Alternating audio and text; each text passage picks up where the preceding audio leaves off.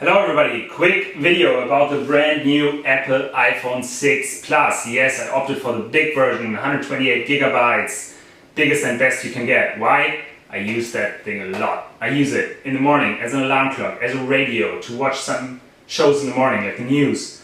Use it as a GPS in my car, or to read and watch stuff while I'm in the train. I use it for teleconferences, phone calls, messages, calendar during the day, check the train schedule, book a flight, check into the flight, use it as a blah blah blah.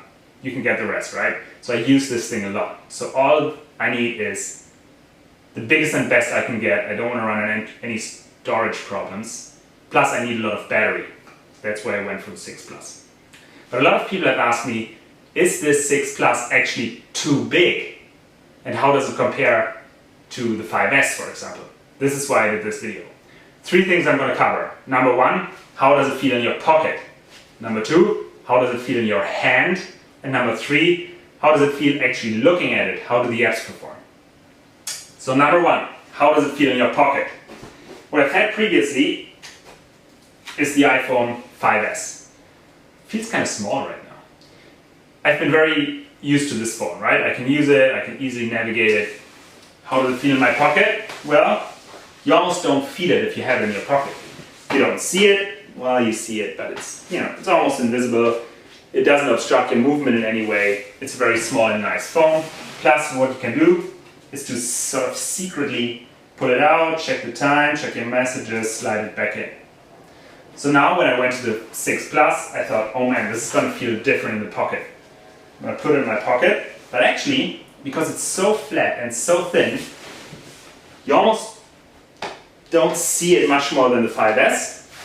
Plus, again, it doesn't obstruct your movement in any way. To be honest, I don't feel it in my pocket. Now with the big changes, you cannot just pull it out of your pocket and do a quick check and then slide it back in. You can do it, but it's not this secret little hidden thing anymore. Everybody's going to notice once you pull out that big thing out of your pockets. Plus the on button is on the side, so you actually, you cannot turn it on and off while pulling it out. You have to pull it all the way out, then move your finger to the side, turn it on, turn it off, slide it back in. First world problems, right? Next thing I briefly want to touch on is battery life. With the 5S, I mentioned all the things I do with it. I usually run out of battery at sometime after lunchtime. Between lunchtime and 3 o'clock, this thing is going to be dead. So either I have to charge it, but I don't want to run from wall to wall. So I got one of these Mophie cases. In this case, the Mophie Plus, I think it's called, Juice Pack Plus, adds a lot of bulge to the phone, but doubles the battery life. But this thing in the pocket, that is very thick. And this one you can actually feel and you can see it. In jeans, especially in skinny jeans, especially in, let's say, dress pants, when you're wearing a suit, for example. So actually going from this to this has been an improvement in my pocket, if you will. Second topic, how does it feel in your hand? Again, I've gotten very used to the 5S form factor. It's very easy to navigate. You can go with your finger from the on button to the top left, to the top right. You can reach all areas of the screen very, very easily. The 6 Plus, not so much. When you hold it like you would hold a 5S, you can not reach the top left anymore with your thumb. And actually when you're trying to do that, it feels kind of shaky in your hand. You're afraid to drop it. So I actually may have to put a case around this just because I'm so afraid I would drop it. So when you want to go from the home button to the top left, you sort of have to change your grip. You have to go from this to this. This feels very, very weird. That said, I've only been using this for 2 days. So I think I need a little bit more experience in using that thing to feel a little bit more comfortable in using the 6 Plus. I mean, the 5S I've been using for, 2 years? So again, I need a couple of weeks to really say how awkward this is going to be after a bit of use. Let's go to topic number 3 and let's look at the apps. Alright, so here you can see the screen of the iPhone 6 Plus. Now, this doesn't look a lot different to any other iPhone you've probably used before. What you can see that some apps have been optimized for the better screen resolution of the 6 Plus. Let me give you an example by showing you just the home screen as you look at it now.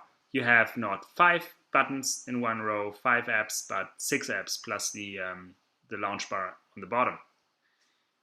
And then there are apps like Calendar where you can actually, wow, you have a lot of information on the screen, right? And if you turn it horizontally, go to the week view, year view, you have a lot of stuff on the phone, and it's actually big enough to use it in this kind of view.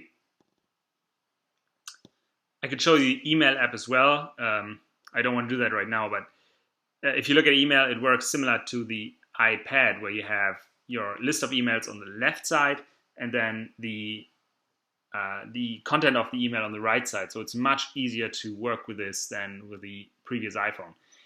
As you can see right here, you also have a horizontal home screen, by the way. So that's for apps that have been optimized. Passbook is another one of these. It's you just have a lot more information on one screen. Photos is another one of these, right? Now, there are apps that have not been optimized for this new resolution. So let's go into Downcast, for example. That's my podcast manager of choice.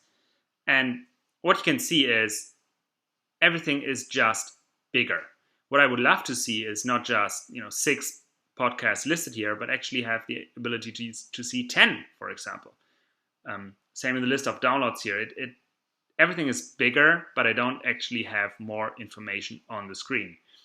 Similar here with something like OmniFocus, all these apps that have not really been optimized for the new screen resolution, especially visible in the Facebook app, where everything is just bigger. I can only see one post at a time. I mean, the only reason that I want more screen resolution is to have more information on the screen. So this doesn't deliver it. Let's wait and see if the app developers actually modify their apps so you can see more stuff on the screen.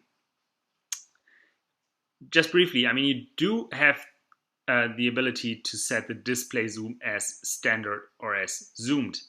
So what happens is when you set this to zoomed, everything is even bigger. That's not what I want, right? I want the standard view. You see the difference here as well in text messages, standard and zoomed. I mean, it doesn't make that much of a difference, but I would like to go even further than the standard view, have everything smaller, but more information on the screen. I think I've made that point now, haven't I? All right, so that's the quick review of these of this iPhone 6 Plus. Hope you enjoyed that. Leave me some comments or whatever you want to do. Whatever choice you make, this is a great phone. And I'll probably do a video again in about 2 weeks' time after I've gotten some experience with the phone.